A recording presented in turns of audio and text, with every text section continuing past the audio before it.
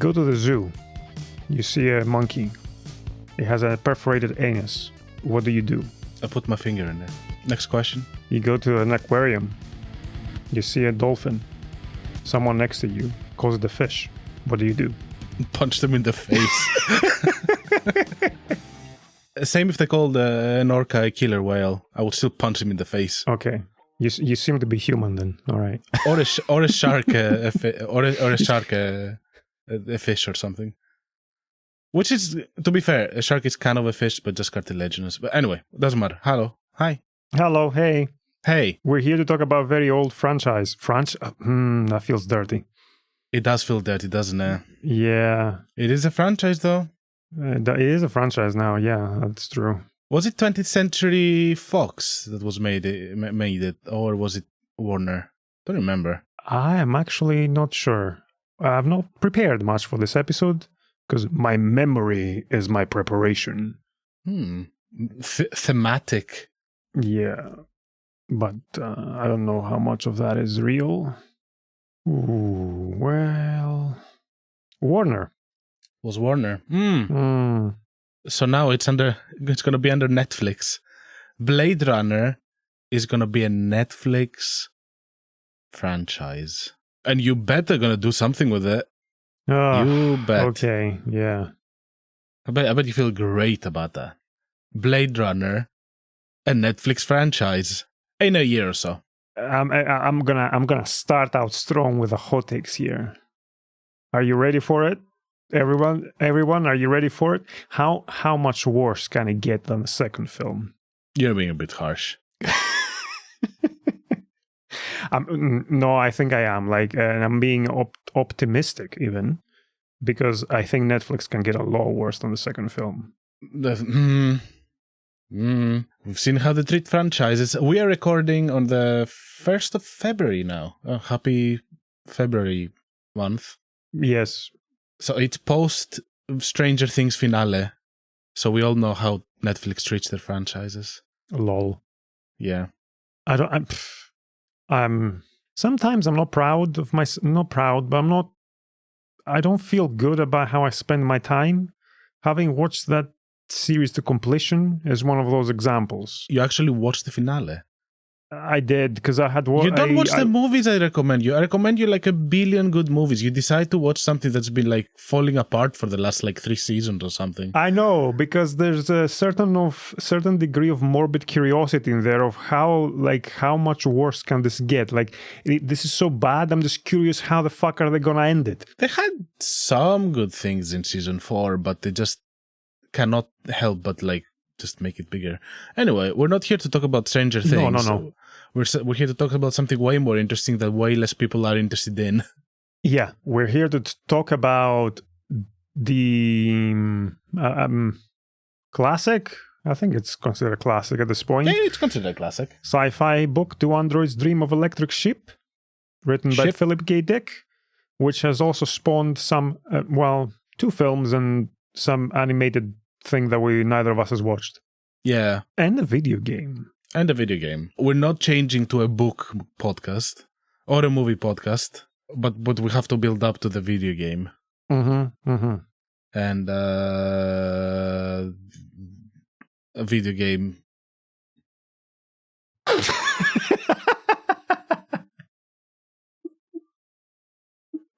Video game, good. I like those. Video game, press button. Right. There's literally a video game that's called a point and click. It cannot be more video game than a point and click. Yes. And it's one of my favorite genres. And this is one of my favorite games in one of my favorite genres. So before we get into it, though... my finger points.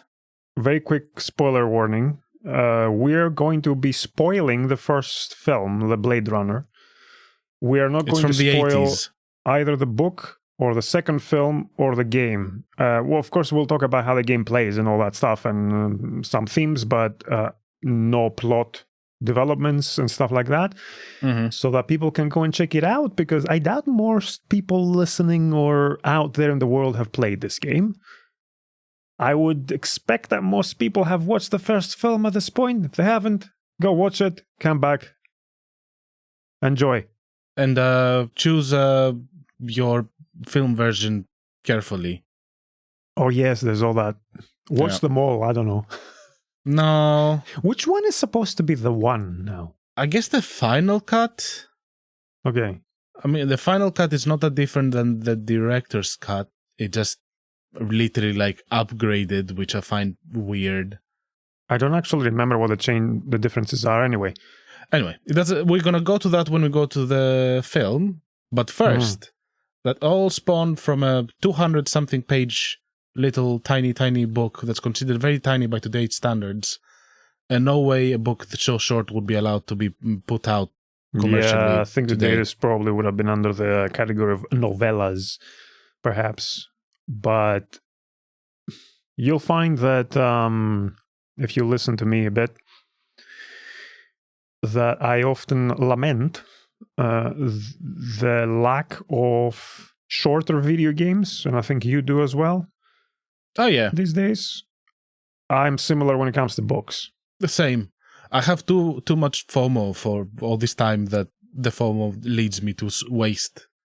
Because it's going to be waste for most of the time, honestly, on various things that people recommend and say that they're good, that I will most likely not like. And with video games specifically, it is becoming more and more a point of pride to make your things bigger and longer and grander. And it's just, we made an episode on it. We complained about it. So, Go back and listen to it. Yeah, listen to it. Here, we'll complain about books. No, not really. But they have a similar tendency a little bit. And I do prefer older books because they were of a more manageable length. And perhaps a bit more concise and to the point. No, yeah, there are exceptions. Tolkien wrote books. Dostoevsky wrote books. Okay. Moby Big is a thing. Was a long book with very incorrect description of whales. Just going back to it. We just we should stop here. It's a bookmark ending. I have not read it, actually. Does it actually have incorrect descriptions of whales? Yeah, because the writer was not an expert on it, and it was also like very outdated information on, cetaceans. So, right, okay. There's a lot of incorrect stuff in it. But still fascinating. He was very interested in them. And the story is good. I don't think I would be able to tell. That's the funny thing. Oh, no, you would. You would. Oh, is that obvious? There's some things that are goofy, yeah. Okay. But anyway, we're not talking about Moby Dick either. I kind of want to go read it now. I like it. I read it when I was very young. It was like one of the first books I read because it was in our library. And it was probably informative, I guess. Okay, what's the relationship to this franchise? Our relationships to this franchise. Well, let's call it something else. I don't... Series. Series, okay. Unless you want to say IP, which feels more like a product. This collection of works of art inspired by a book. This thematic collection. Let's put it this way, because I think that's more what it is. Okay, so this collection of YB. Right. Works of art collection by a book, but like. Oh, sure. Right. Okay. Why? Anyway, yeah. What is your relationship with it? When I was younger, I tried many times to watch the first movie, and I kept falling asleep. I think the first time I tried to watch it, I was probably 14 or 15, and the first time I actually finished it, I was probably 18, and then I fell asleep watching it with you again during uni. I don't remember that. Oh yeah, I fell asleep. Okay. I always wondered why it was making me fall asleep. I think I realized why now. Before we get into that, but it sounds like both of us, because I've also just watched the Blade Runner film first. Mm-hmm. I also watched the second one before I read the book, and then I read the book, and then I played the game, and then I watched the movies. Same about the films. So I had watched the Blade Runner film ages ago. That's probably 20, 22 years ago. The first time I watched it when I was, I don't know, in my late teens. I did not fall asleep. I remember loving it the first time I watched it. And I've loved it for most of my life. Like, it was one of, broadly speaking, my favorite films. Mm-hmm. And then I watched the second film in the cinema. Didn't really blow me away, but didn't hate it. I thought, okay, I need to rewatch this at some point to think more about it, but this seems very different, and I don't know if I like this. I also didn't think there was a need for a second film.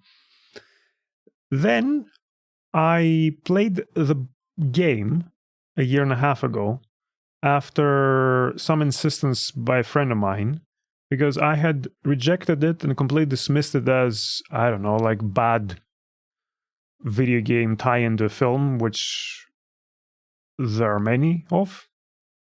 Yeah, especially in the past, there was like a plethora of licensed games that were various, mostly bad value. So and also I had thought, like, how the hell do you do this game from this film? Like, I don't see this working out. This is probably like, it's not worth my time. But then I have a friend who, like me, but is very much into point-and-click adventure games before me, even. Mostly because he had a PC growing up. I only had a console, so I could only play stuff on the PlayStation, as we talked about before. And insisted that, no, I should really do this. So I did.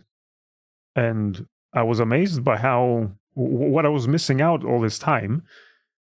And then I'm like, all right, now it's time to read the book, because it's a travesty that I've not read this book. Philip K. Dick is one of my favorite authors. Oh, it's one of your favorite authors and you never read the book. I know. It's so I Interesting.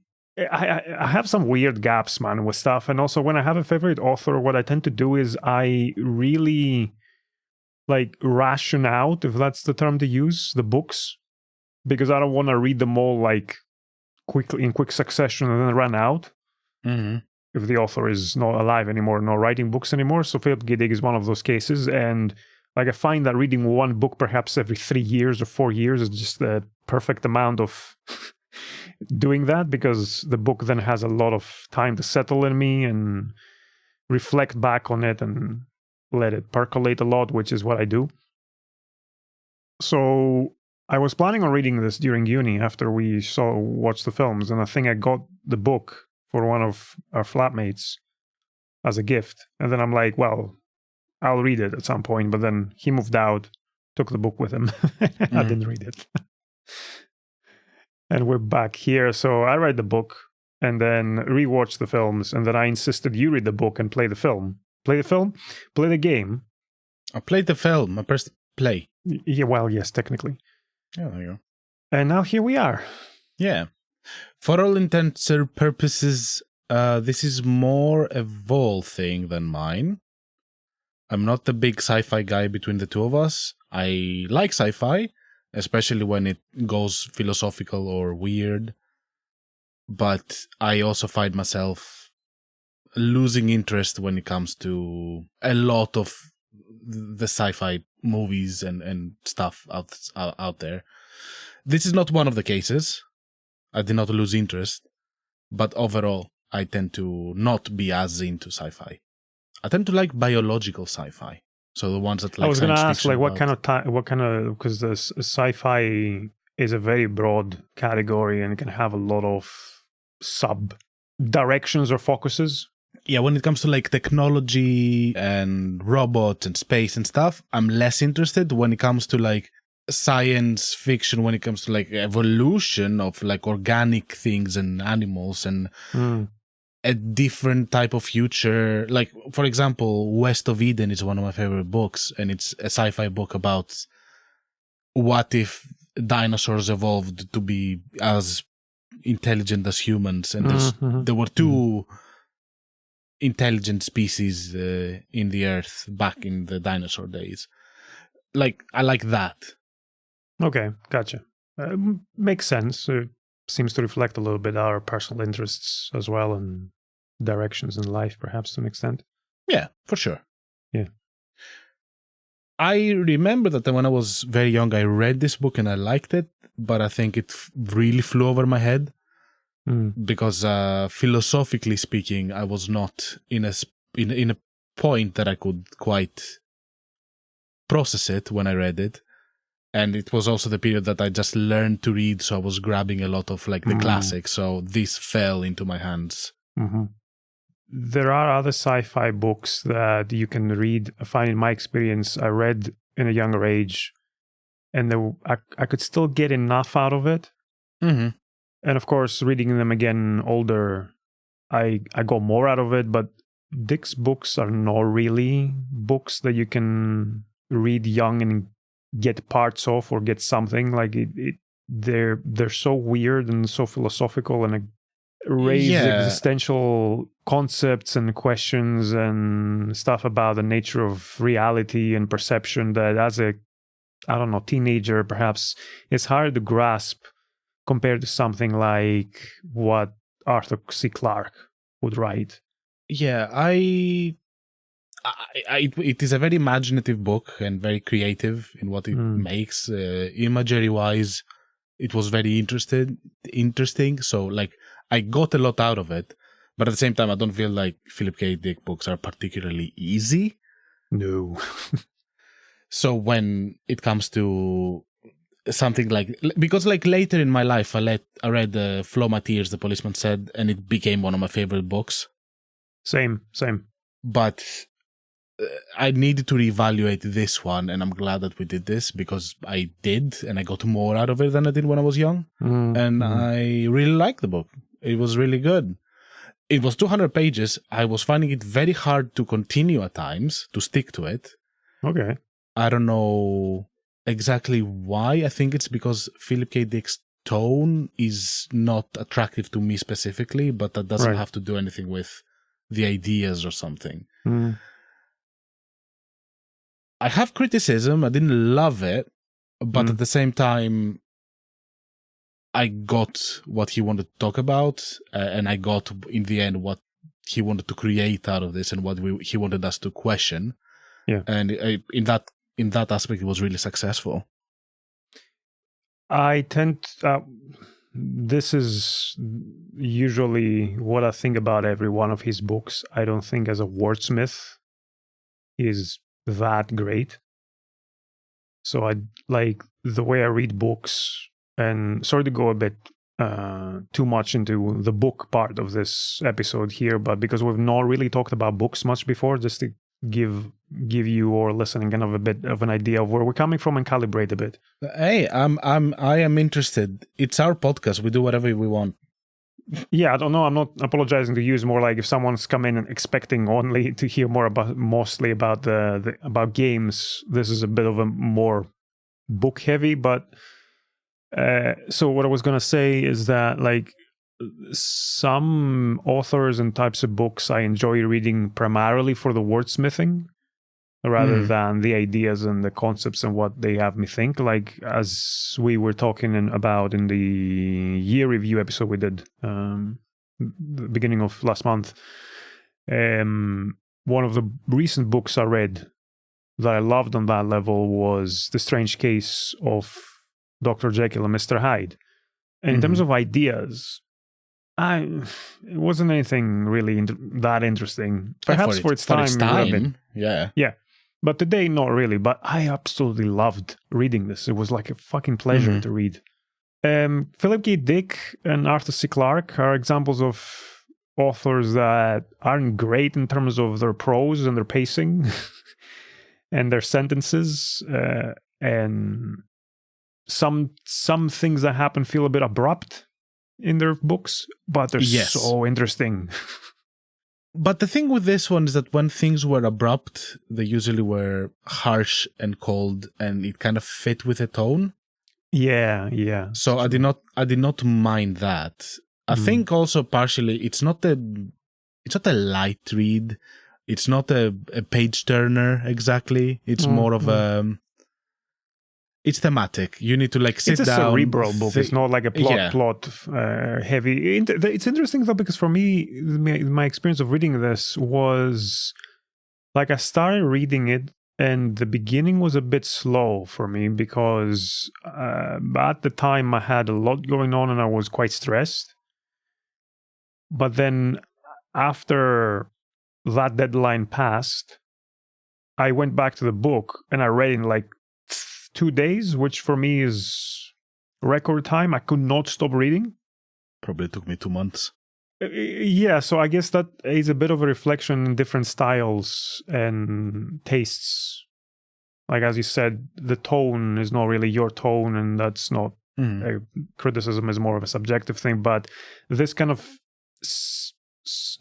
intellectual exploration of stuff, even though the plot is not a page-turner thing, that's the thing that grabs me and I can't stop reading something. It's not necessarily the plot. Yeah, I think that books in general tend to elicit like a bigger sense of wonder in a way that I get really in my own head when I read something. Like, I read way too many things. I can take way too many things out of books themselves. And lately I've been finding it harder and harder because probably of stress and everything to just sit down and read the book. Yeah. Because of this reaction, because of how life is right now. And how crazy everything is, and I'm just finding it hard to like just have a quiet mind space that allows me to sit down and focus. I did it for this episode because I just also kind of for myself, to be honest, because I wanted to go through this one. That's interesting because for me, reading literature is and has always been kind of my safe space. It can be hard sometimes to start the book for me, but once I start it, I really go for it if it grabs me and the tone is to my liking. My problem and where I've fallen off for years from reading and I'm trying to get back into it is that I read a lot for work and I get tired reading. Like, it's... how to put it? It's hard to find a comfortable way to sit and read something.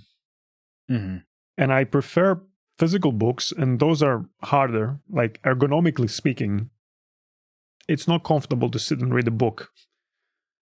And like reading stuff on an e-reader for me is a lot easier. But then we get on into all the problems of... It's a different thing. I hate reading from e-readers. I just don't like it. It's a different thing, yeah. I've tried it cheaper. It's more, how do you call it, like space economical. But I just cannot. I need the real thing to hold. This falls into, for me, under the whole umbrella of there were certain things that when they were new and I was a bit younger and more naive, because they resembled a lot of stuff that I had seen in Star Trek. I was really enamored by it and excited about it. And also, we were moving a lot of students. So it made sense to have my library and my ebook reader. But then as enshittification progresses, that becomes more problematic. And I struggle more and more to separate it from that problematic aspect. So there's that. I tend to perhaps prefer ebooks that are more like stuff I read for work. But if it's literature, I would rather have it in a physical book. But it doesn't always work out for me. Like, it's easy. It's so much easier physically to read stuff on an e-reader. So Well, in this case, I bought the book. First, I had borrowed it from the library because times are tough and I don't want to buy stuff that I cannot. I love libraries in theory. It's just I'm a slow reader, so that stresses me out. That was my problem as well with this one, that I was just not finishing it, so I had to return it, and then I was like, I'm just going to buy it. Anyway. I mean, it's an old book, though. Like, imagine... the libraries here, at least the one that my partner uses a lot, if the books are not popular, I think you can renew them for several months. Yeah, it was like that for me as well, but I don't feel good doing that.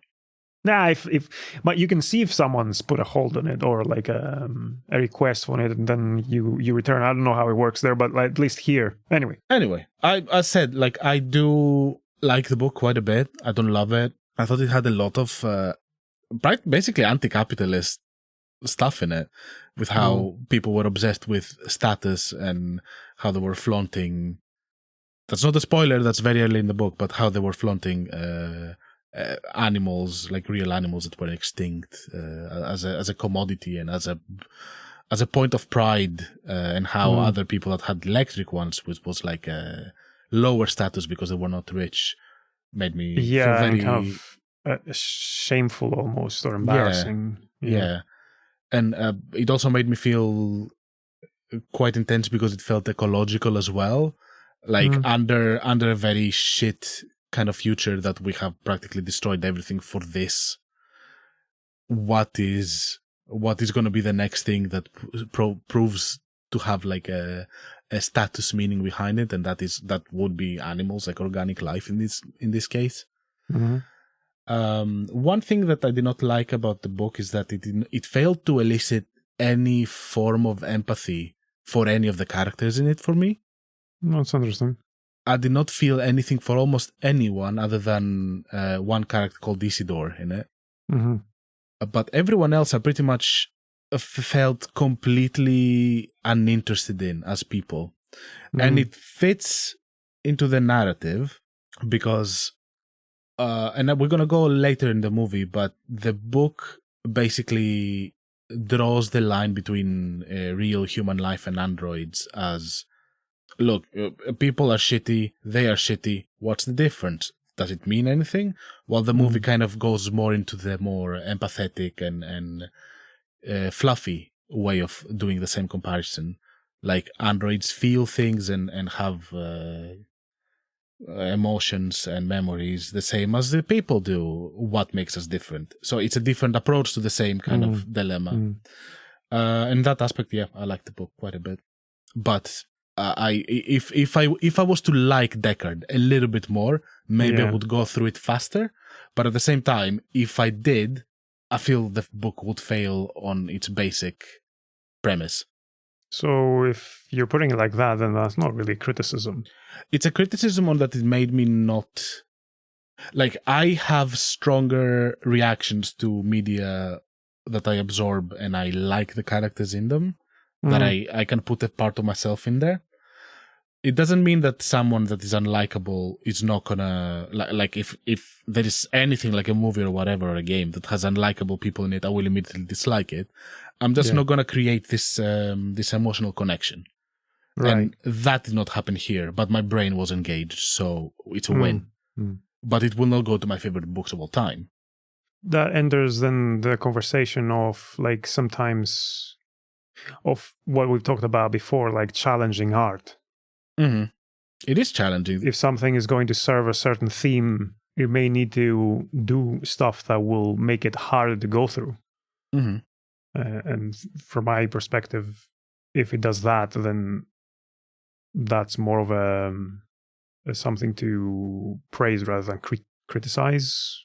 But I can understand what you mean in that it made it more difficult for you to engage with it because you were lacking like an emotional connection with the protagonist or with anyone else. Yeah. I think slowly we can also start going towards the movie as well, as we're talking about the emotional connections. Before we get into the movie, I want to raise another thing here, which, as you said, the movie went down a completely different path when it comes to themes. No, I don't think it went a different path when it comes to themes. I think it had a similar approach to the main theme of the book. It dropped a lot of other themes on the side. Okay, so what's the main theme from your perspective of the book? It's what makes life valuable, what makes humanity valuable, what is the difference? Okay, as a basic question of what separates life from... Okay. Oh, no, I agree. Okay, I'm not going to disagree on that. I think the answer... okay. It raises that question, but perhaps the way it tried to explore it, perhaps I should say, was, in my interpretation of both the book and the film diametrically different and almost opposed, in that the book raises the question of empathy in a way that it's different from most of sci-fi that deals with androids and uses androids and AI as a metaphor for oppressed people. Which, if you do that, there are certain choices that follow, unless you want to make a fascist argument, I suppose, in your in your media, in your art. But most of sci-fi tends to be progressive in that sense, in that it will use artificial life as a metaphor for subjugated people, for slaves, and then will argue for equality. Mm-hmm. But the thing that made this book so interesting to me and separates it from the majority of this type of sci-fi is that it makes a different argument in this exploration, in that the thing that defines life is really empathy. And even though someone can be shitty as a human being, on some level they will still feel an empathic reaction to another form of life. Yeah, there's a very key scene towards the end of the book that explores this. Yes. And it very specifically, like, the androids in this book are not nice or altruistic in almost any way. They're shit. They are dangerous, manipulative, and horrible. They are psychopathic, totally unempathetic forms of machines. It's individualism in its most extreme sense of the only thing they care is about themselves, like themselves, the singular self. Mm-hmm. They will not even try to fight for their group of, I don't want to call them people. There's no solidarity in their kin because they don't have a sense of kin at all. And that is the way the book paints it, and I will kind of agree. It's like a recipe for extinction of all life on a planet, if that is the dominant intelligence, because it will not care about anything about itself, apart from itself. And I think this is where I loved it, in that it paints a picture of humans as incredibly messy.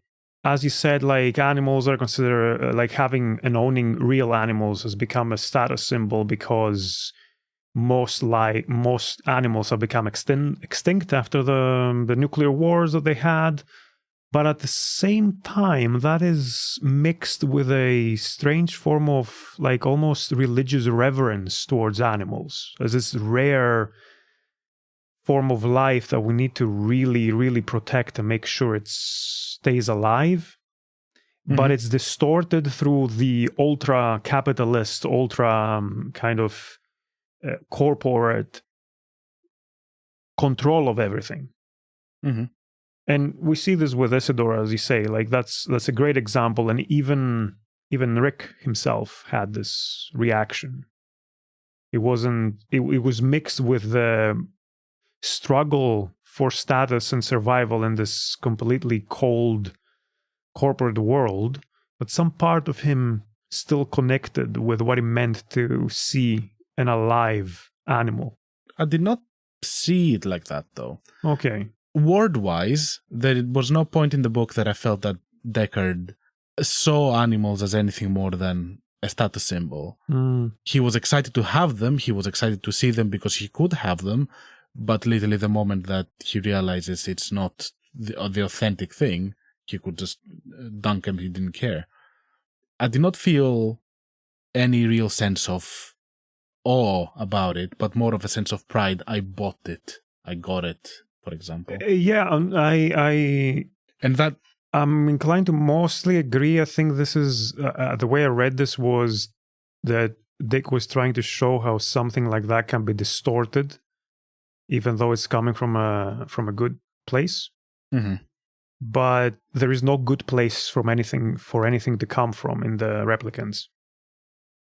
And they were great. Like, the thing that the book was amazing at doing, for me at least, was to almost get us multiple times to feel some sort of empathy for the replicants in the way that it was taking us a long decade where he was kind of falling for it, and then repeatedly that was subverted. Yeah. Like, oh yeah, okay, maybe they are, and then nope, they're not. They're duping you, mate. Yeah, there's a whole plan for this. And they also, one thing that I liked was the contradiction between Deckard and Isidore. Isidore's a character in the book that does not get introduced again in any of the other. There we come to the other issue I had with the film, was that it changed characters massively. It used the same, like, it was a very, very loose, it's not even an adaptation, it's an inspiration from a book, but then it uses the same character names and everything, but the characters are not the characters at all from the book. Like, the Isidore character is in some way in the film. It's the guy with the toys. The toys, yeah. Yeah, well, we'll go to that in a bit. But basically, Isidore is constantly like treated as a special. It's called the chicken head. These are meant to be people with lower IQ, but he's also the only character that shows any empathy in the movie, in the book, which also is very, in retrospect, it's very interesting because currently we are going under a right-wing attack on empathy, on how terrible it is to be empathetic. And under what you just said, also, it feels very timeless in a way. Yeah. So, yeah. Yeah. Very good book. Hard read. But yeah. And to just highlight that, and then we move to the next the next piece of this. Why? Isidore is the character that the reader, I guess, will most likely feel the most empathy towards in this book. And how do the replicants treat him? Absolutely like shit. He's the tool to be used and abused for everything. And and again, the book plays with that theme of they're trying to trick you. They don't have empathy about anything. But that theme is completely lost in the film. Like, it's the exact opposite. Yes.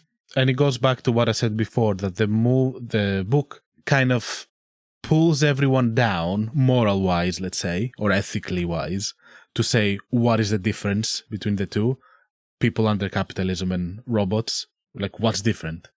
The kind of the same. While the movie like elevates it, focuses more on the emotions of the character. Like, they both have memories, they both have emotions. What is the difference there? How do you feel about the movie? So, as I said, I used to like the movie a lot. And I will start by saying that there are still elements of the film that I think very highly of. Like, this is a film that, visually speaking, is amazing. Oh, yes. The audio, the music as well is amazing. And it spawned and influenced the whole genre. That, in itself, to me, is an amazing feat of art. So nothing I will say after takes anything away from this. I will agree with you on that, and let's go to the very basic stuff that is obvious. On the technical feats of the... It's not just technical, it's the audio-visual part. It's a huge part of cinema, so look, it succeeds in that. Production design is one of the best, potentially, I've seen in a movie ever. Lawrence G. Paul did a fantastic job. The vistas are absolutely recognizable. Like, immediately. Like, show me a still of the movie and I will immediately know it's this film. Yeah. There were 3 extremely good performances in it by Rutger Hauer, Sun Young, and Daryl Hannah that I really I genuinely really like them in it. The music by Vangelis is just sublime. And then we go to the things that probably we're going to kind of disagree at parts. Yeah. My hot take here is that this is a Hollywood problem that this film suffers from, which is dumbing down complex themes and difficult explorations of ethics and morals and conversations about what it is to be human. Mm-hmm. And ends up being a disjointed mess of a weird love story that is handled incredibly badly. Yeah, that's possibly my biggest issue in it. Yeah. Let alone the complete reversal of themes almost. Like it's not, it can be an interesting thing, but it's perhaps at that point it hadn't been as done as it is today. So I need to keep that in mind in how I critique this. But it didn't need to be a thing based on this book. Like, it could be its own thing, and I'll perhaps judge it differently. The fact that it's inspired by this book and then it did that, it doesn't make any sense to me. I don't agree. You said it's a total reversal of the themes. I don't think it's a reversal. I think it's approaching exactly the same main question, which is what makes us human compared to them. And it just approaches it from a different angle. To me, that approach was fine. And when you make an adaptation, I don't expect to see exactly the same thing portrayed on a film. I feel that because the movie approached the subject a little bit more fluffily, with a little bit more love and care, compared to the harsh world that Philip K. Dick created, it became more approachable. But I don't think that it took away from what was created in the end. I had issues with it. I have major issues with it, as you said, like the love angle. I don't know if I would call even love, and it was manipulation. It comes across super creepy. Yeah, definitely was not the intended way. Dude, there's a fucking rape scene in the film. Yeah, it's played and portrayed as if this is, like, I don't know, normal and good. It comes after the introduction of the James Bond rough love to women kind of movie. Yeah. And also from Harrison Ford's character himself, Hannah Salami, in the movie The Star Wars Episode 2. Oh, okay. I'm like, what the fuck are you talking about? The Seth Rogen attacks. Okay.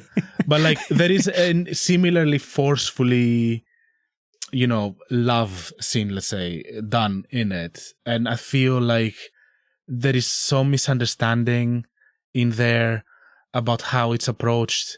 And I feel like they could have just easily just shoot it in a different angle and it would work. But the way that it was portrayed, it was a mistake. And yeah, it just kind of ruins kind of the main theme. To maybe mildly defend it, Deckard is not supposed to be a particularly good guy. No, but it's such a tropey way of like portraying that and portraying Deckard as well. He's portrayed as and that's again my problem with, like, why is this an adaptation? Why are you using these characters if you're gonna make the characters completely different? Like, that wasn't how Deckard was in the book. He wasn't a drunk, abusive piece of shit, like noir detective in the way that Deckard is in the film.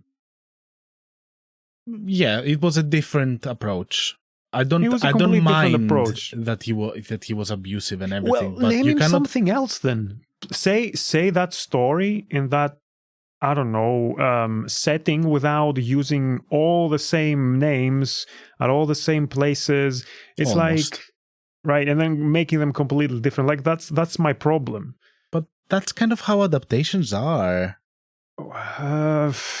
Like, it's transformative. I do not mind it. It was made their own.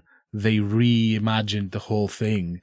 they gave it like a visual equivalent in a way, and it worked. It is the best. It is the best visual equivalent from any Philip K. Dick book I have read put in a film, because the world feels so much like his world. That's an interesting one, because like I was thinking about it this morning. Like Philip K. Dick doesn't He's not really descripted. describe the world. No. Yeah. He does not describe. He explains like several machinery stuff, but doesn't go into detail of what is around. It's not like a Tolkien, as you said before, that is going to describe a mountain for 20 pages. But the feel of how he talks and how he portrays the world and the characters translated perfectly when it came to sound, visual, and like production design. Other than that's why I started with that. Yeah, there is one stupid thing in the movie that every time I see it, I laugh. It was like there's at some point there in the club area, and in a glass, how's it called? In a glass vitrine, or a like, I don't know, inside like a almost like an empty aquarium. There's two female dancers in underwear that they wear very cheap hockey masks, and they dance as if like, oh, the future is wearing hockey masks and dancing semi-naked. It's like, it's a split second in the film, but it makes me laugh so much because it's so just wrong. But but it really, like, blink and you miss it kind of a thing. Like, I don't think many people like notice it, to be honest, but when I did, I was like, that's terrible. Like the reason I'm laboring the point of theme differences is that asking the same question is not having the same themes. It may be asking a similar question to the book, but how you're exploring that question is your themes, in my opinion. And in that sense, it's completely different. And it's the opposite, because it's arguing for seeing the androids as humans, which is very standard sci-fi, I don't know, mainstream idea. And the book is doing something braver in that sense. Definitely. I agree with that. But I don't want to reduce the value. Perhaps not brave. I don't know if it's brave. It's brave in the sense that it's harder to digest. And I can understand from a business decision-making point of view that that film would not have worked very well or wouldn't have been successful. And even this film wasn't very successful, but it was still going for success in Hollywood. And it tried in many different ways to get to that success with all the different cuts and all that stuff. And that, to me, also reflects assumption. There's no way to know for sure. The difficulty that the director had in adapting that work, because it's very difficult. Like, as we were saying earlier, like Dick writes really weird shit. Screenwriter thing, not the director, but yeah. Perhaps, yeah. Yeah, but the director was the one cutting the stuff. And then when it comes to that, like my other problem with this film after I read the book and I had played the game as well, rewatching it, was that if I didn't know anything, completely naive, I played the game first, read the book, played the game, and then saw the film without knowing anything, I could have very easily believed that the film was an adaptation of the game. Like, the scenes seemed to me disconnected a bit, and being like, this is a set piece, and this is a set piece, and this is a set piece, and like stick them all together in a way that they don't really flow from one another. And it's like, oh, remember that scene's that scene, remember that scene's that scene. That's kind of how it, like, whereas the game managed ironically using the audio-visual language of the film to make everything seem and feel more connected in how things were playing out and what was happening from scene to scene. I did not have an issue with any kind of like connection or pacing. My question is, I think it's a very important one. What version did you watch? Did the version of the movie you watched have a voiceover? No. So you watched the director's cut or something, because the voiceover one, that is shit. No, I've never watched the voiceover one. That's the original. That's the theatrical cut. I generally found it aggressively mansplainy, and I felt like later that they removed the voiceover, that's when it started working for me, the movie itself. And that's also the voiceover one was the one that I kept watching when I was younger, and the one that made me fall asleep multiple times, because Harrison Ford in it sounds very bored. And then when I shot her, I felt kind of bad. And feeling bad is not good. Maybe shooting things that are kind of living, but maybe they're not living, is bad. It's like, this is not how you tell a story, buddy. God. And this was definitely a director choice too, because like they did not have faith in the audience.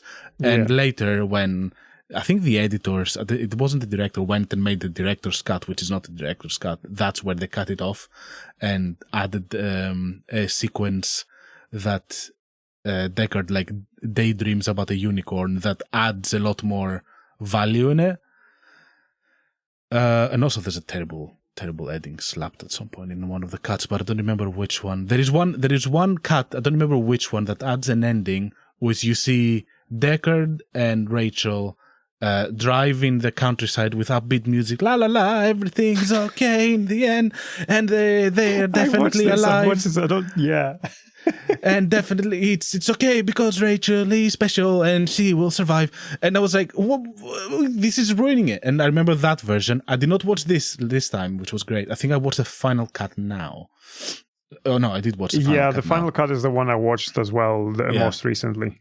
Yeah, I think this was my best experience watching the movie.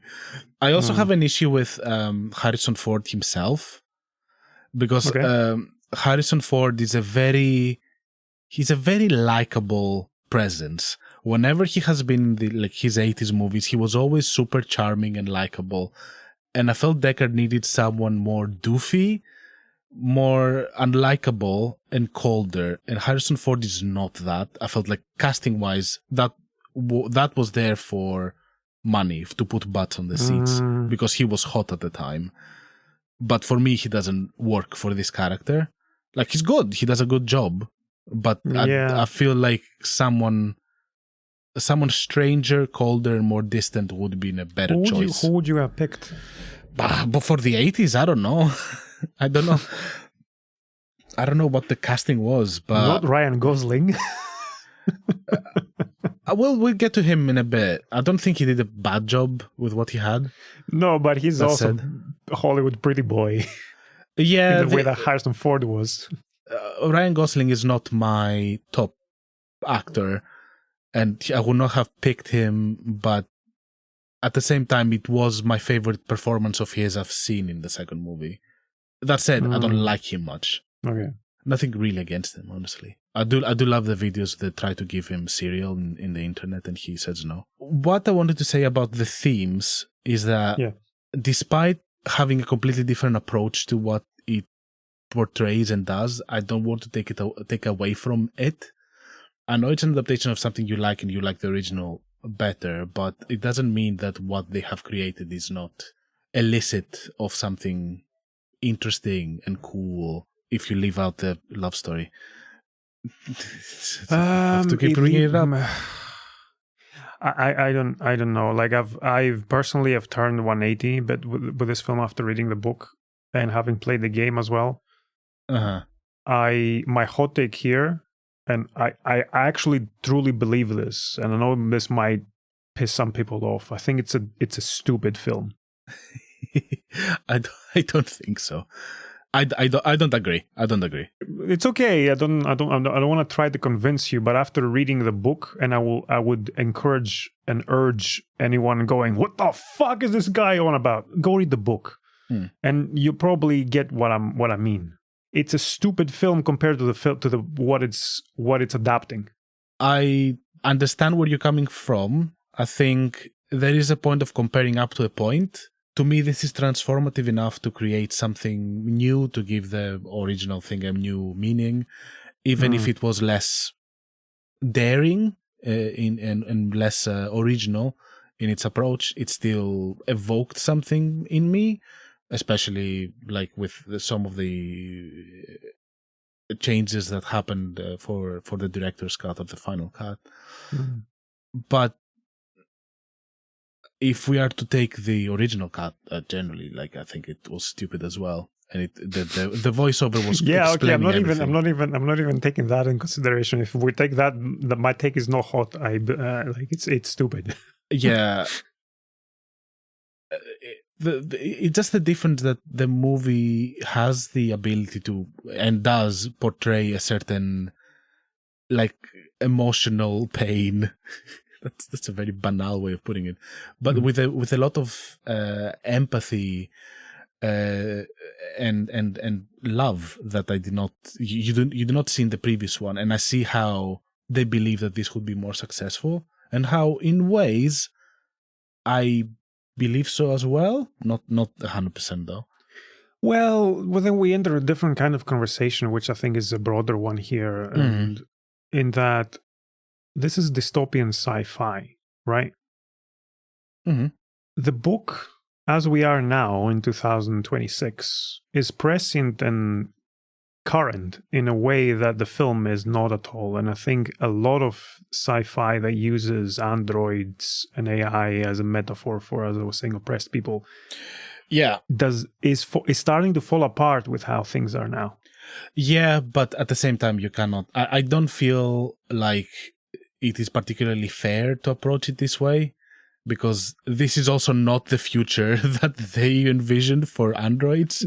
This is a really different thing. I'm not saying that, but like there's a certain timelessness to Dick's ideas and books that aren't in this film at all in approaching that question in the way he does approach it.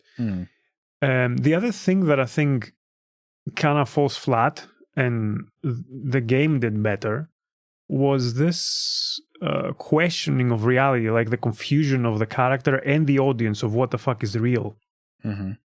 As you said, like that was added in a later cut. In the original cut, it just Deckard over-explained stuff basically on top of everything. Okay, so, but in the later cut, they add like one single scene that has Deckard daydreaming about a unicorn, and then later he finds a unicorn on the floor, and it has this propulsion in the story that is basically the exact opposite in the sequel.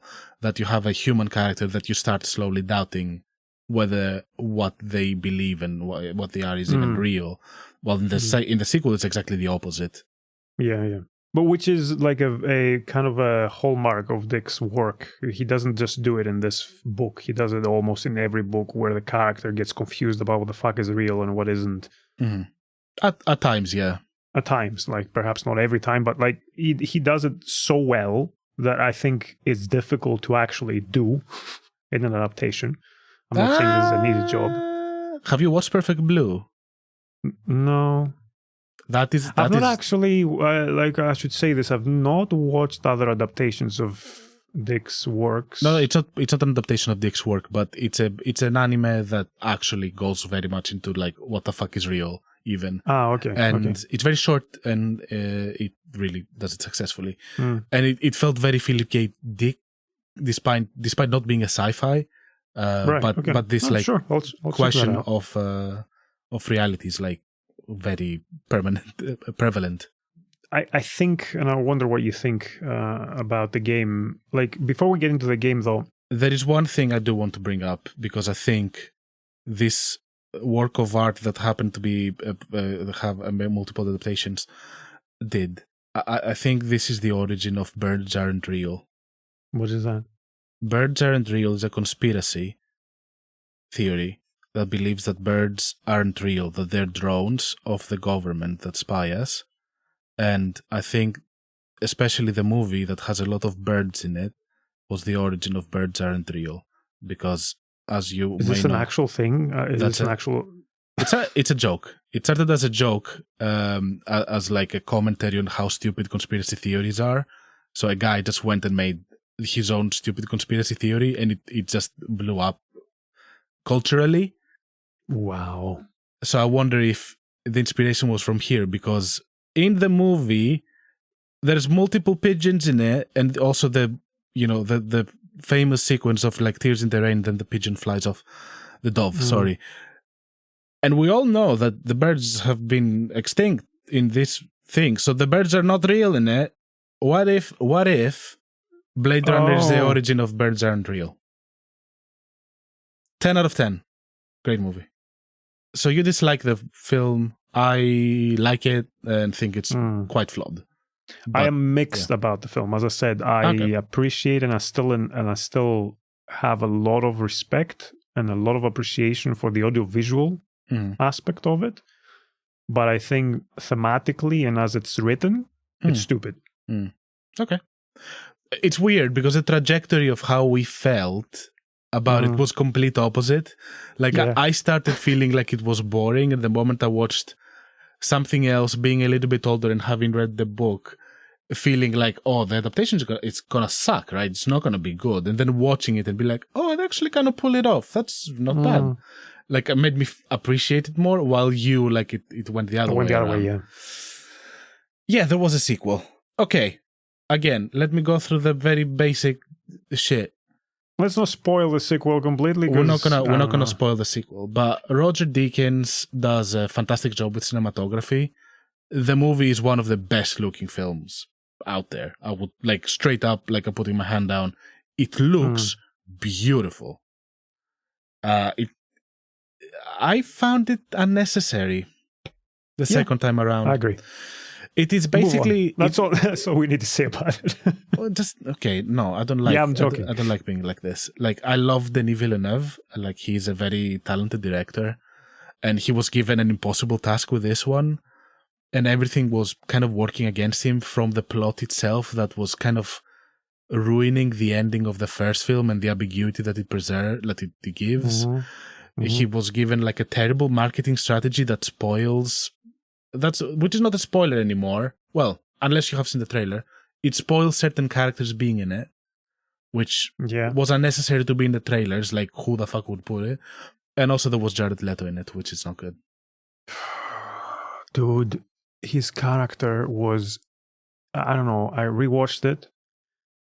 I think his character in this film is everything that is wrong with Hollywood. Why Jared Leto? It's such a stupid choice. It doesn't. He's just an cool looking dude saying cool shit, doing cool looking shit. That's what his character is, and while at the same time being a mustache twirling villain. Yeah. Who in the end was not even necessary in the film. I know it was very, very unnecessary. Yeah, I watched this in the cinema for the first time, and visually and emotionally, it had a big effect on me, and I thought it was very good. It was after like a long time that I had like a distance from the first movie, and remembering the first movie, the version of the voiceover, which annoyed me, and so that in that way, like I liked it more than the first one. But I remember that I was like, some things I was like, what? Why is this? Why do you do this? This was unnecessary. And also, like, it is literally exactly the same theme, just approached in a different escalation compared to the first film, as I said before. Other than like raw emotional and visual speaking, I don't see why this was needed. Other than money. And also we have an AI girlfriend in here as well, which is another stupid thing. But yeah. I did not dislike the AI girlfriend approach. It puts in not perspective, but like it tries to sell you a character's that is like supposed to consider themselves fake, like a soft side that like, and because he's a fake, he's only gonna attract fakes because he's considered, lesser. So to me, that approach there was good. My problem was the mustache twirling villain, and also I don't know. I guess it falls into the same category of why I disliked the first film, in that it's that almost necessary tick box or check box that needs to be there for Hollywood. It needs to have a love story in it.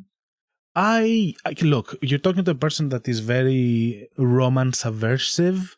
Yeah. I don't like romantic shit. I hate romantic comedies. But there's sometimes that it works for me. And here it worked. And I can literally like count things on my hand. Unfortunately, 2 of them is with an AI girlfriend. So maybe that says something about me. I was thinking that, but because we're recording, I thought I'd maybe not say it here. But interesting. You said it, so...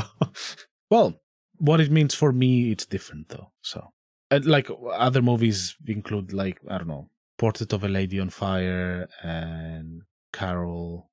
So, you know. But yeah, I felt it was unnecessary. Denis Villeneuve did the best possible work that he could with this, and Roger Deakins is a master in cinematography. Like, I could not believe my eyes when I was in the cinema, like how pretty this was. I just wish that it was a little richer, as it was pretty. Yeah. But good movie overall. I would say, like, if you want to watch it. It's good. It's fine. I disagree. This movie doesn't need to exist. This movie doesn't exist for me. Okay. the Denis Villeneuve film bros out there are gonna come for us. Mm-hmm. Aren't you glad we're only talking about video games? Yeah, we've been recording for an hour and 13 minutes, and now we're going to the actual thing of our podcast, which is the video game. Well, the video game exists because the film exists, and the film exists because the book exists. So it's an odd way. It's an odd sequence of events. So you urged me to play this. You really you love this game, right? Yes. Yeah, I played it, and I will probably need to revisit to make sure this is my all-time top 10. Interesting. But it replaced Broken Sword. No, it replaced Gabriel Knight in my all-time top 10. Mm-hmm. So I'll need to revisit Gabriel Knight and revisit Blade Runner as well after enough time has passed to see if it stands. But it's a little bit qualified because of how difficult I think the adaptation of this source material is. And it seemed to me, playing through it, that it managed this in a way that was more interesting and more successful in conveying some of the experience of reading Philip K. Dick than the films managed for me. So would you say that's why you love it, or do you want to go in more specifics? It's one of the reasons I love it, and it's one of the reasons I thought, like, maybe Gabriel Knight is a better game overall. That's why I'm saying All Broken Sword. But because of this aspect, I appreciate it more, and I think it's going to be more memorable and more impactful for me in the long run. Before we get into like the nitty-gritty about this game, I'm curious about something though. You're not really a point-and-click adventurer. No. I've played some, which I don't remember. So that's a problem. Maybe I need to dive into my Steam to see like what I have in there and what I played. Well, you've played the evolution or an evolution branch of this genre, which is all the Telltale style games. Yeah, and some other like smaller indies that never became like too big, like Cat Lady was one of them. Yeah. A couple of other like horror point-and-click stuff. But you played some that hail from that era, I suppose. I love the Cat Lady, by the way. Very good. Yeah, it's amazing. So my first question to you is, what was it like to play this? What was it like going through it as a video game? Because it's an old one, and it's a weird one as well. And you played it on a console, so after you tell me like your general experience, I want to also ask about what was it like to play it on a console. Right. Playing it on a console was a mistake. This did not translate to a console, especially because the game at times requires you to point at stuff like quickly and shoot. It was very hard doing it on a console. Like, it did not work with a controller, and it slightly stained the experience in general. Okay. Like, I wish I had gotten it in Steam or GOG instead. GOG, preferably. But yeah, overall, I think the game was clunky. Mm. It had a very bad clue catalog, which was extremely rough to navigate through. And when I needed to find myself through some puzzles, finding the specific clue was almost a nightmare. And also, it suffers from the classic point-and-click adventure trap, which is you missed the pixel on the floor that you were supposed to pick up, and that locks certain things that you could do later, and then you find out later on. I was lost a lot of the time, and everything made sense that I needed to do. So it could become a frustrating experience at times, especially when I kept failing to shoot stuff. It was very annoying. But that was 100% of the medium. It was not on the game. Like, I should have played on the PC. Or with a mouse and keyboard. I don't know if we can play mouse and keyboard on the PlayStation, but, you know. I was going to ask, like, did it even give you the option of using the touchpad as a mouse? No. It was an enhanced edition, by the way. That was called the enhanced edition. Yeah, they've done that. That exists on the PC as well. It's such an easy solution to this, to the pointing. Like, they have a touchpad. Barely anyone uses it. To put it on the timeline, the game was released in 1997. The first movie was released in 1982, so more than 15 years. And it was developed by Westwood Studios, and the enhanced edition was made by Night Dive Studios. Yeah. The game coming out at that point was at the tail end of the golden era of point-and-click adventure games, so it was not the best time to be doing this. It also had real-time 3D rendering and character rendering, which at the time was very advanced. Like, that game looks amazing for its time. And the lighting effects and recreating the look of the film, amazing. And they did their own kind of software-based rendering using voxel technology. I remember having some conversations with one of my friends during the stream about this and whether they're voxels or not. It's quite an impressive thing for the time that it came out. It might not look like that today, but this was cutting edge shit. I would say that the backgrounds were probably my favorite thing from the whole game. That said, they were pretty carbon copy from the movie. I did not feel like there was any originality when it came to adapting the material. No, it was recreating a lot of the stuff and all of the scenes from the film. Yes, but the way it looked was great. I really enjoyed every single scene that you're in and all the backgrounds. The 3D models of the characters are of its time, I would say. They don't look fantastic. I know, but for its time, they looked fantastic. That's what I meant. Yeah, but also 97, I don't think we had a lot of 3D models, honestly. No.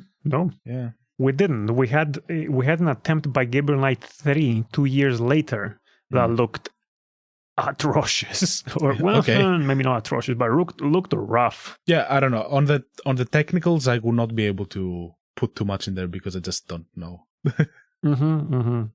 But Westwood Studios was not famous or known for making point-and-click adventure games. Their big success, well, it was Command and Conquer, so it was like a real-time strategy. So this, I completely missed it in my early years when I was playing a lot of point-and-click adventure games, as I said, because I thought it would be just a bad tie-in or something, or adaptation. But yeah, that's kind of answers a bit of the question I had of what this was like for you, because I've been curious. We've had this conversation of recordings that you'd be interested in playing some point-and-click adventure games because they mean a lot to me, and you've not played a lot of them. This was an odd one to perhaps start that journey down. I will say that thematically, the stuff that you struggled with seems to me to be intentional, perhaps, in this game. It's obtuse. it intentionally, I think, makes the clue system the way it does to make the investigation seem difficult to get through. The book has this, the first film has this. Deckard kind of stumbles through shit and fails forward a lot of the time. Okay, maybe you can read it like that, but my personal experience with playing it was frustrating. Now, story-wise, I'm very curious to see why you love this so much. What do you mean, story-wise? Like, you know, the events, the themes outside of just the gameplay, the characters, point-to-point events in the game itself.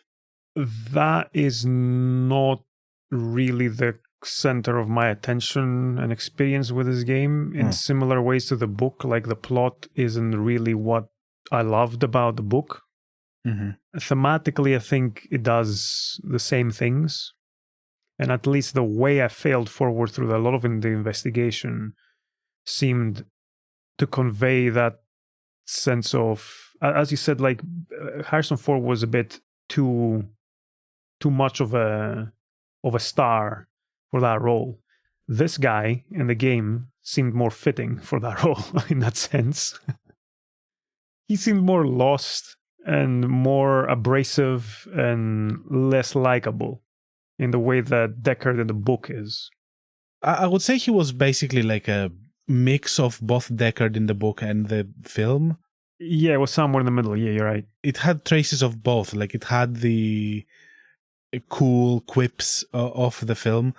Weirdly enough, it had the dialogue, the voiceover, which, why would you choose that? Like the director's cut version was released 5 years prior to this.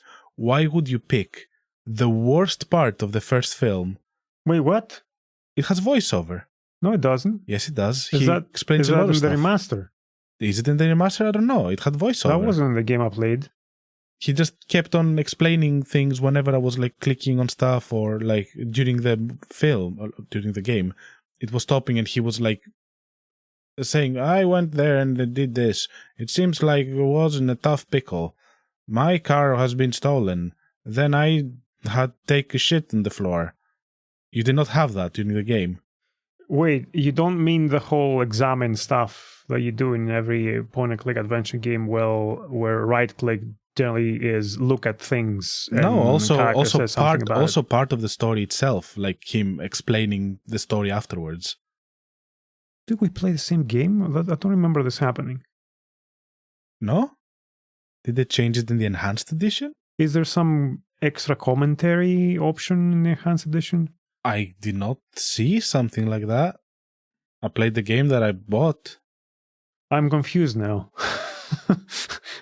Like, I need to check this out because this is... It was not as prevalent as in the movie because the game was more spread out than the movie itself, of course. Okay. But it was there, and it struck me like immediately, like, why did they do this? And we're not talking about the traditional kind of looking at things and the character just talking out loud, which happened. No, which between is a genre scenes, like something thing. would happen and they would be in the bed and wake up and like, and they would summarize with some noirish quips some things that may have happened or not, and the character's reading of the situation. Okay.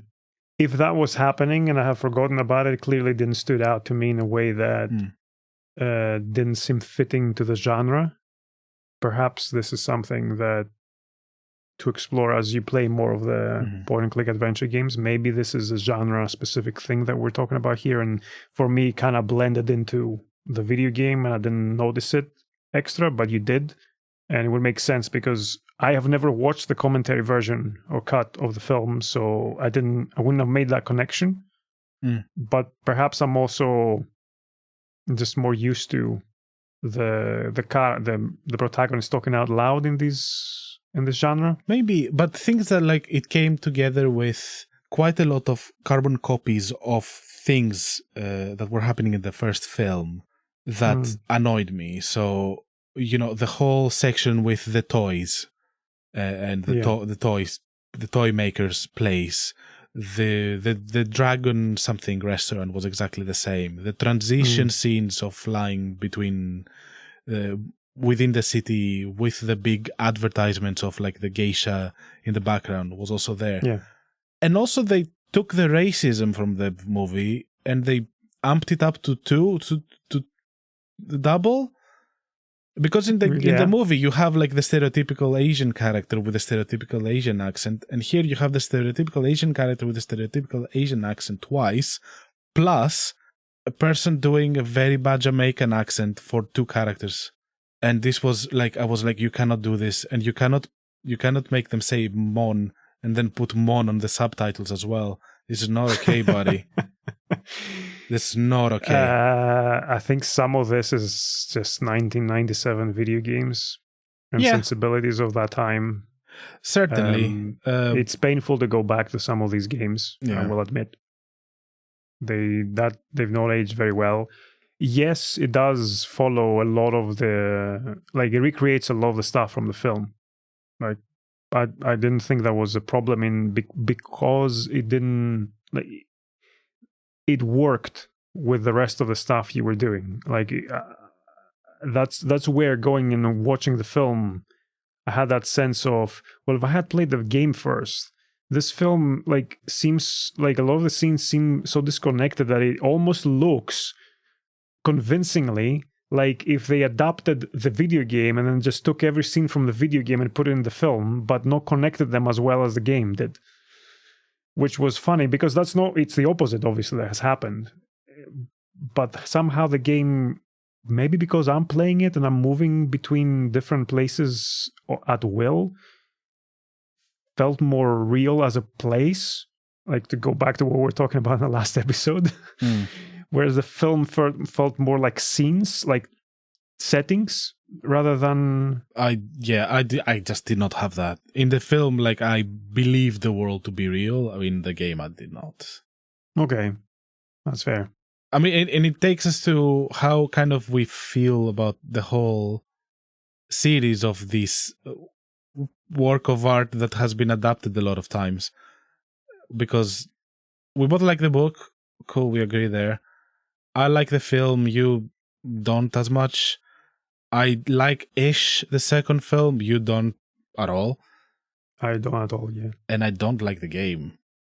Okay. And you I love the game. Yeah, that's an interesting one, yeah. But that's why I was asking you, like, why was the story interesting to you? The story wasn't as interesting. The story was kind of as interesting as the story in the book was, and the story in the film. Don't agree there. I found the story in the book and the film just so much more interesting. Other than being disconnected and having the fucking love scene in the movie, But you said though that the plot, the plot wasn't the thing that drove the book, and how as you were reading it, it was like the ideas and the themes. And I didn't. If I said that, potentially I just said things wrong, because I tend to do that. I tend to not speak well, but I did find the story interesting. It just, when it happened to be abrupt, it was abrupt because it was cold and everything. I found it interesting, and I think one thing that is very similar between the book and this is like when the adaptation of the book itself makes a real connection, is that both of them have a sense of this guy is just moving back and forth between sets all the time to make something happen. And in the game, like, I had to go back and forth in like sections like so often that it felt very similar to how I felt in the book itself when he was going between the police station and other places to do his bad investigation. Yeah. And it felt very much like this here as well. Yeah. So that's a real connection that I felt. The back and forth. And it was on a meta level, not on a story level. This was on a gameplay level. Yes, I agree. Like, that's why I'm saying, like, the plot itself is secondary to the experience of doing that. Like, it's an investigation of a case. Mm-hmm. The case is not necessarily the interesting thing. It's how it happens. It's how you get to experience it as a player. And being able to achieve that on a gameplay level, which has so many things that need to come together, plus the interactivity, plus where you're gonna fail and how it's gonna branch out, because it can branch out. Like, this is a video game that allows you to fail forward. It doesn't have fail states in the sense of, well, you didn't solve this exactly the way we wanted you to solve it, so you can't continue now. It allowed you to like missolve things, to miss stuff, and the investigation continued, and you could end up at the completely wrong conclusion. I don't know what the conclusion was. Yeah, there's multiple conclusions. That's the thing. I had one of them. We're not going to talk about it now because I don't want to spoil it. Yeah. I wouldn't say it was satisfying in any way. That's the thing. Like, throughout the whole game, I kept seeing constant references to the movie and the tonal mismatch of the themes themselves, like, throughout the game, because like it was going from weird pulpy cop drama noir to philosophical introspections whenever Gaff was around and was giving you cryptic, let's say, messages about what you were doing. And none of it felt particularly strong when it came to moment by moment events. Like, everything that was added to the game by the writers themselves, I felt it was very weak. And whatever was strong was copied from the movie. So then I was left with nothing interesting, like, or original that I was interested in. And add that to the fact that I was not clicking with the gameplay, and I was playing the wrong version of it, apparently, because you're not supposed to play it on the PlayStation. The whole experience was quite negative overall. Because, like, I suffered a lot from the remember this kind of, like, thing, and I kept seeing it as a remember this. Like, member berries, like, going straight to the movie. Like, you cannot have, like, a full-on carbon copy of certain set pieces while trying to make, like, a story that is any, like, meaningful at all. Like, it kept making me remember the movie. It kept making me remember how the movie was better. Sorry, like, I know that we disagree on this, but it just did not click for me in this case. And I just, to me, and I know that I would be asking too much for people to write their own story and their own backgrounds and everything. This was made primarily to be a product, and it was made primarily to be an adaptation of the Blade Runner movie, and they did what they thought was best. But I would put the same talent to another franchise with something new and original, and I would like it more. I'm curious about how much of your bad experience with the gameplay is just a mismatch of the genre with you. Like, there's no way to tell, because for me the gameplay was great. Like, this was one of the best adventure games I've played in that sense. Like, the investigation part, the puzzles. I do admit that there is a certain level of pixel hunting that all of these games have. And is that what you call when we it? go back, yeah. Okay. That's a term. That is a term Cool. in the genre. So that tells you something. Like, Gabriel Knight has a lot of pixel hunting in it in the same way, like all of them do. So I enjoy that because it, remember when we were talking about what makes, like, places feel like places, and I mentioned, like, these old adventure games, like, that process when I am vibing with the investigation and the atmosphere makes me take in all the details of the environment a lot more. Like, I'm looking at the scene and I'm enjoying looking at the scene to find clues. I don't find that tedious. If anything, in the more recent, I don't know, this started in the mid-noughties, I suppose, as a thing. They started adding a hotkey where you could just press a key and it would show you all the hotspots in the scene.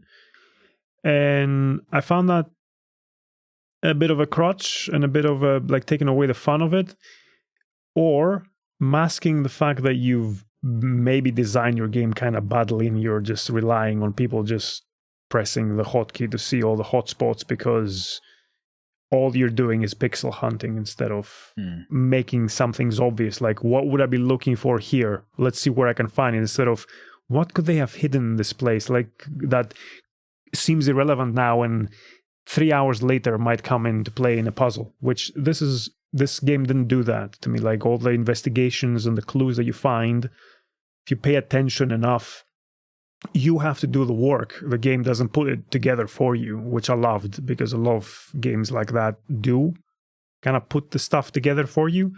And there's a lot of like the clicking things on top of other things in inventory. Like I hate inventory puzzles. This was more of a putting clues together in your mind puzzle to go and ask someone a question. Yeah. Having played other point-and-click games, I remember having to combine stuff to make something new. What if you combine the matchstick with this piece of paper and this wire to create feta cheese? There's a lot of that in the genre, yes. I remember those. I remember having come across those. Like, I don't know why no point-and-click adventure game is like coming to my mind. They're like very recent examples. But yeah, maybe I did not play the right ones. They all do this to varying extents. Some are way worse than others. There's a puzzle at the beginning near very, very like opening scenes in The Longest Journey where you need to pick something out of a train track, or it's fallen in a canal behind your flat. And you have to like combine some rubber ducky with some other shit. I don't remember exactly now, but it was such a fucking like, oh no, this game is gonna be that. I like that game overall, but it had so many puzzles like that where it was like, what the fuck do I need to combine for this? Yeah, in that aspect, I do appreciate that the game allowed you to continue even if you fucked everything up in your investigation itself. I do.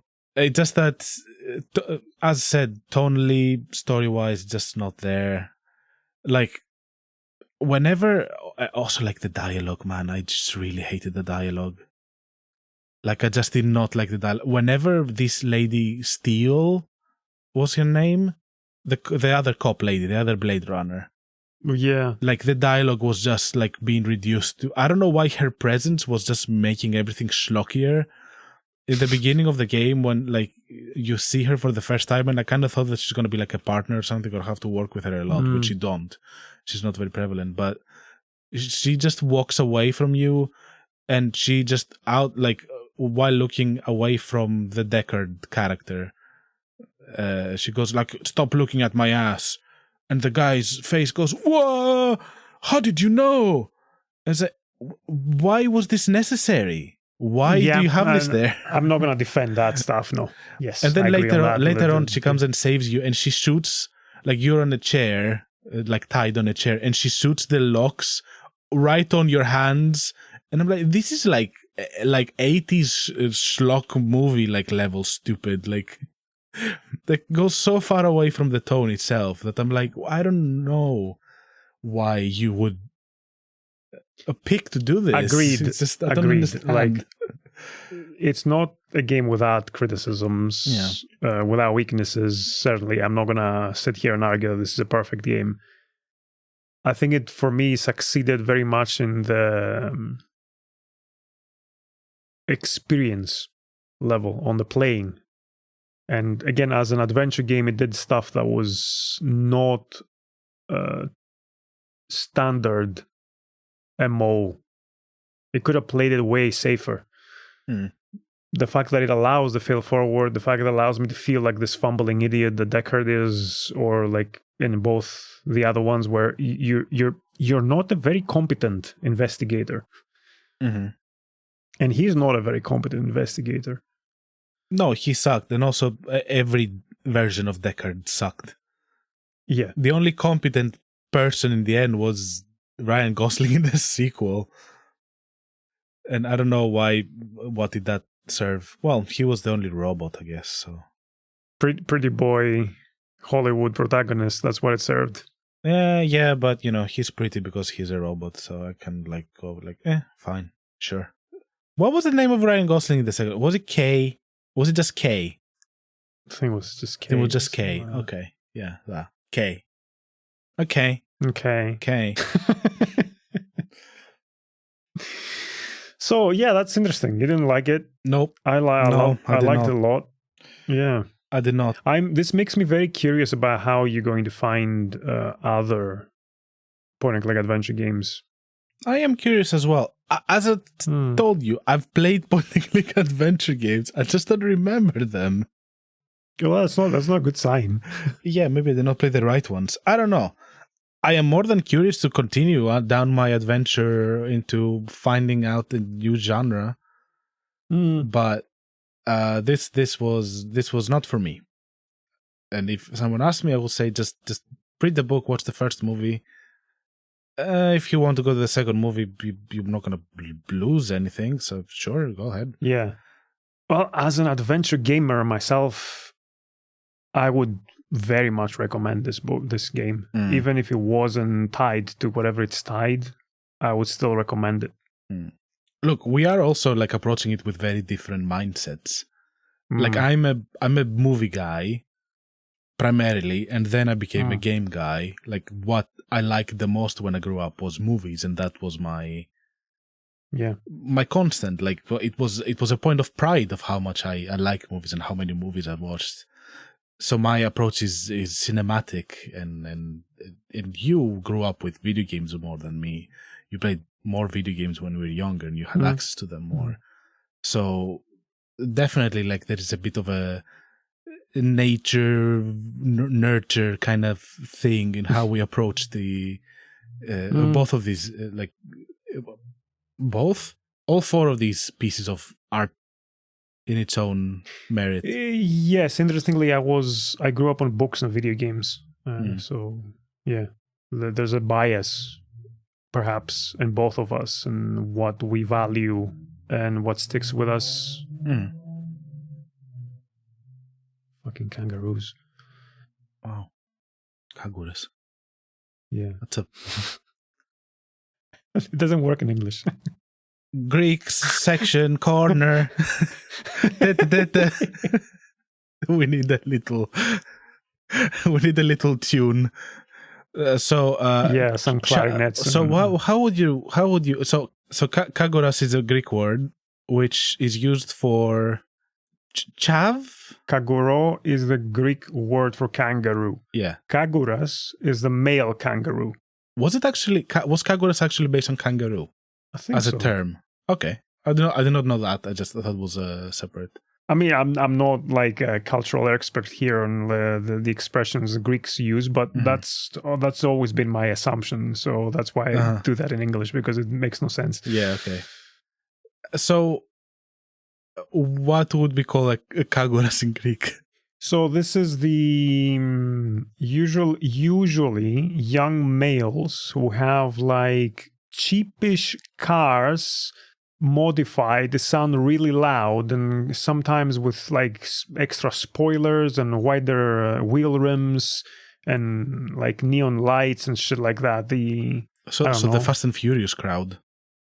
Yeah, but the little version. Because it's Greece.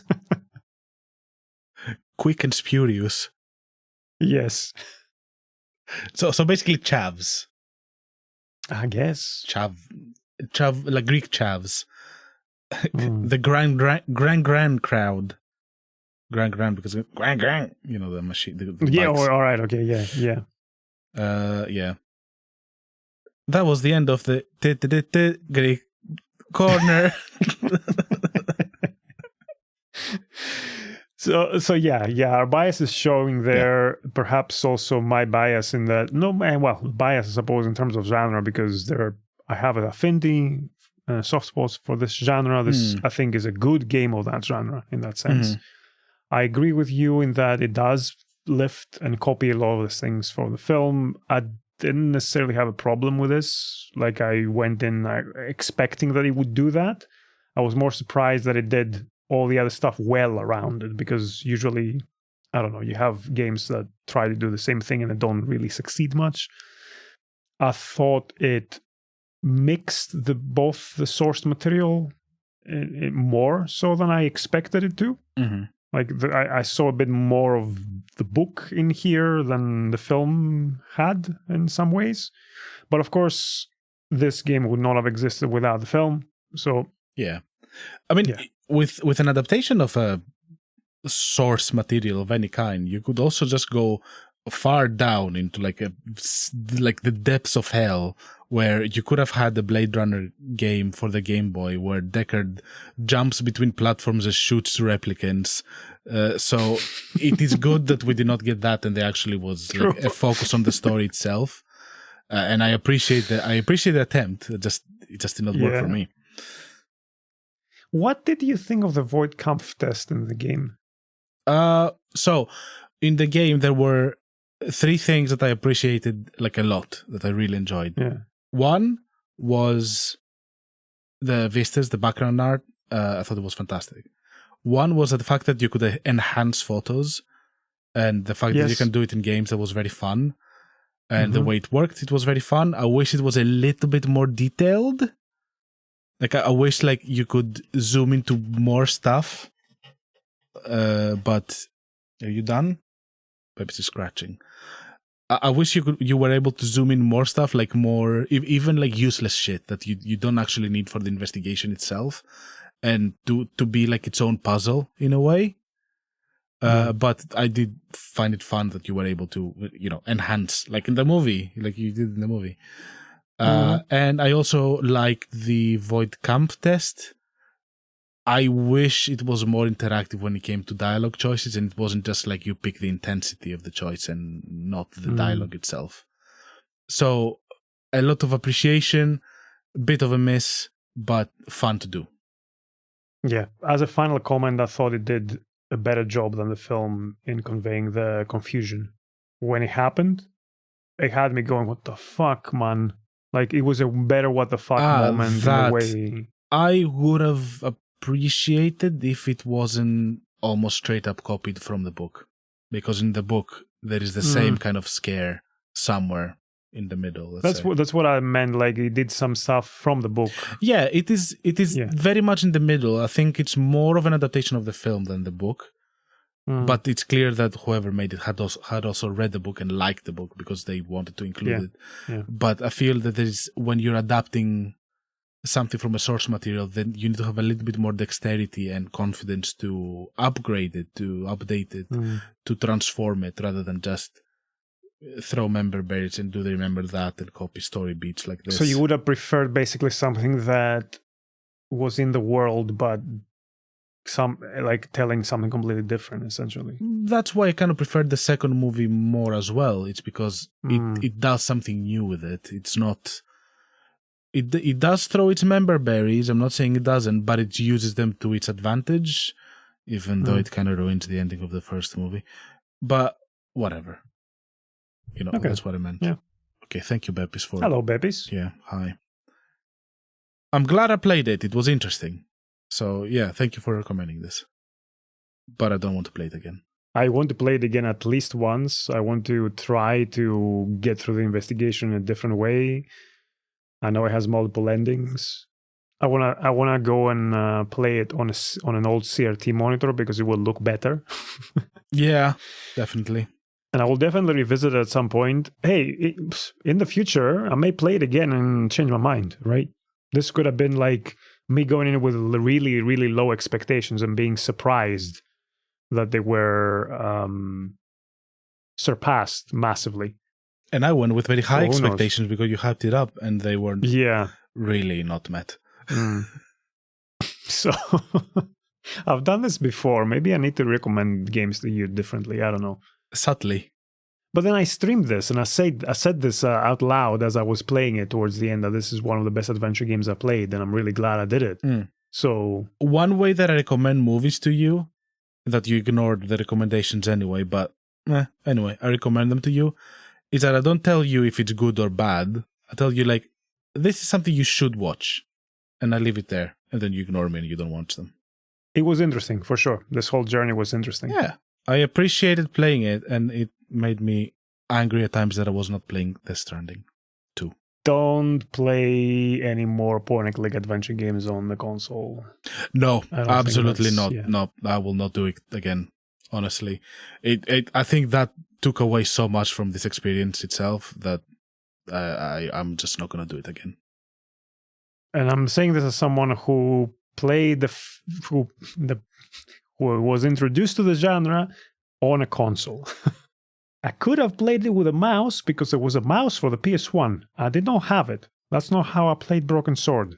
But I don't know, when you're a child, you have different kinds of standards and patience and persistence and perseverance through clunky shit because that's the only thing you have, and it's interesting, and you play it and you replay it because that's what you do. Yeah. But yeah, though the studio has also remastered, I think, Have No Mouth and I Must Scream. That is one that has been in my wishlist for a while, both in the PlayStation and the Steam page, and I will not buy it on the PlayStation. No. I'll buy it on GOG. I need to stop using Steam as much and use more GOG. Yes, I have it on GOG. I could lend it to you. GOG has no DRM, and while you're playing it, I'm not going to play it because it's a fair thing to do, and that's how GOG asks people to respect that. So, yeah. Cool. Thank you for listening. Yeah. Thank you, everyone that has helped us. You know who you are. Thank you, Bepis. We're not being super annoying today, just bumped the microphone only twice. And we'll be back in 2 weeks with something else. We're not going to spoil what it is. What was that about the perforated anus?